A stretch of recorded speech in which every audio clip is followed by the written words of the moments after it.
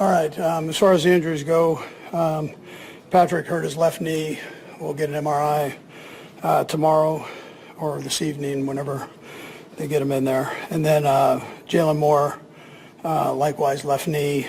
And then Thornton got hit in the head, and we'll just see where he's at. But he's in the protocol right now. Listen, all in all, we came up short. We on both sides of the ball and special teams, we had a few mistakes, and that ends up costing you against a good football team. I appreciate the effort of guys and stepping up, hard and aggressive. Some positions were backup guys to backup guys, and they battled their tail off. So that's appreciated. Our fans, we appreciate them showing up in the cold here and supporting us, best fans in the National Football League. So. But with that, you got to do better. You get opportunities in the red zone, more position. You got to take that. If it's teams, we got to create field position, and then defensively, we've got to maintain it. And so, in those cases, we weren't quite good enough in all three phases. And again, that's my responsibility to make sure that you don't have these kind of mistakes. And so, I'll look in the mirror first on this. But anyways, with that, time's yours. Andy, with Patrick, is there fear that this could be something serious? I don't know, but I mean, it didn't look good. So, I mean, you guys saw it. So, we'll just see where it goes. Yeah. How tough situations after Gardner? Yeah, that's the deal. But he's a big boy. I mean, he's done it before. He's played before, so he understands the role. Andy, what's the locker room like for you today going in there after this loss? Yeah, the guys are down. They busted their butt to win the game, and I wouldn't expect anything less. Not a great feeling. I wouldn't expect it after losing a game. Just for you, what's going in there, knowing what Yeah, sure. Listen, I mean, yeah, I mean, I can't tell you. I'm happy. Why? So it's a tough deal there. We deal with that, but at the same time, we've got a few more games here we got to take care of. Talk about Patrick would usually walk us through the interception we had on down, which is a play that probably just. Yeah, I mean, you probably want that one back. You don't want to throw an interception there. You thought Kareem could potentially make a play on a linebacker, but that's what happened. It seemed like the momentum swing was right before half. The Chargers got down. It was a return, so you get a big return, and that's not good.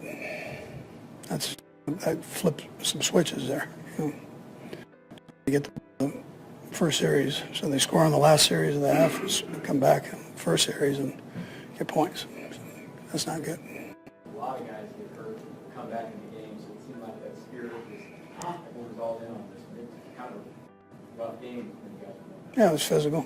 So, yeah, the guys, I appreciate that. That's they battled. It wasn't for a lack of effort or battling. It was just had some mistakes that cost us. What was your thoughts of the hit on type 1 and just there? The league, they took care of it. So,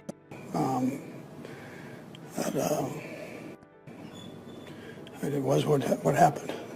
It's one of those kind of hits. They were close. They got him on that one. Where your mind go? Obviously, now you guys are making the playoffs for this whole season. Just where's your mind go to just thinking about what's happening about you? Yeah, well, we got to take care of business the next few games. So, I mean, I'm just coming off the field. My mind was on this game here and take care of it there, and I wanted to come out obviously. So I haven't gone much further than that. Sam, you guys are obviously playing offensive linemen. I know you guys prepare them to be starters, but still have issues out there. Yeah, I mean, listen, I'll find a positive in that. So these young guys had an opportunity to play, get a chance to see what they can do. I thought they did a respectable job in there. So that's good as we grow here as a team. Specifically with both Cole and with Chu Godfrey, Chu in particular being an international pathway player, what did you see him, what significance does it have that to be there? Yeah, absolutely. Chu's come a long way from not playing a lot of football, and he's a very good athlete, smart kid, and you know, he had a chance to get to compete. You know. Okay, thanks, Coach. All right, good. Arrowhead Stadium, December 14th, 2025. Travis Kelce walked off the field for what might be one of his final times as a Kansas City Chief. Head down, jersey muddied from a brutal afternoon. The 36-year-old tight end had fought through another punishing game, hauling in key catches late, only to watch it all slip away. Backup quarterback Gardner Minshew, thrust into action after Patrick Mahomes' knee injury, fired a desperate pass intended for Kelce in the closing seconds. Intercepted by longtime rival Derwin James Jr. Final score: Chargers 16, Chiefs 13. Playoffs eliminated. Dynasty on life support. Kelce was the focal point in the Chiefs' frantic final drive. With Mahomes limping to the locker room, Minshew connected with him twice, 11 yards, then 8 more, pushing into field goal range and igniting fleeting hope in the freezing crowd. But James leaped in front, snatching the ball away from Kelce's grasp. Seal. Over.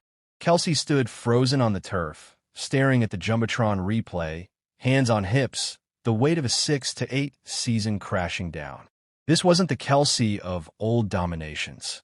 In a year marred by drops, injuries, and uncharacteristic struggles, he entered the game leading the team quietly. Around 60 receptions, 727 yards, 5 touchdowns pre-kickoff.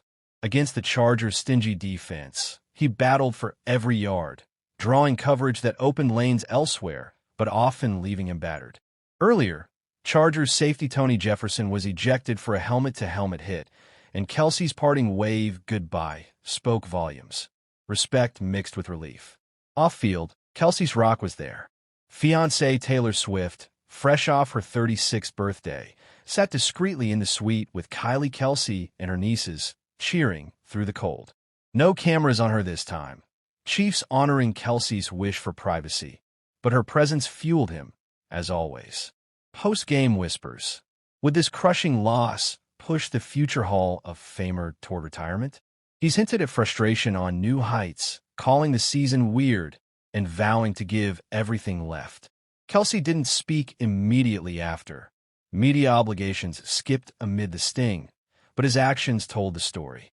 He lingered on the field, embracing teammates, signing for kids in the stands despite the agony. At 36, with 3 rings and records shattered, questions loom. One more run in 2026? Or walk away while the love story with Swift blooms brighter than ever? The Chiefs' era feels fractured. Mahomes' injury severity unknown. Kelce, the emotional core, carries the scars deepest. One interception ended it all. But for Travis Kelce, the fire might just be reigniting. What's next for the legend? The NFL world waits.